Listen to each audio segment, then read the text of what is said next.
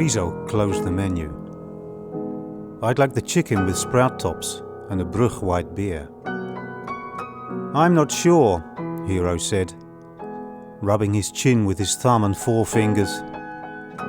Friso often did that. A family trait they'd inherited from their father. After the meal, the brothers walked towards the door. The two women who had sat next to them also got up. When they were getting their coats, the woman with the dark hair leaned towards Friso to say something in his ear. He smelled her perfume and felt some tension in his throat. She asked him the way to the nearest metro station. He said they were heading in that direction.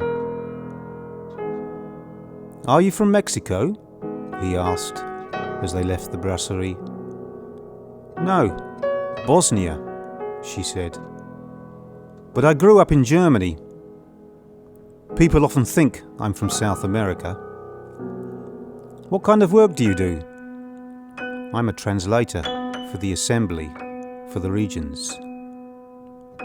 Now he heard her Eastern European accent. Her voice sounded like a Mozart violin sonata. He froze and felt a bit dizzy. She said her name was Biba.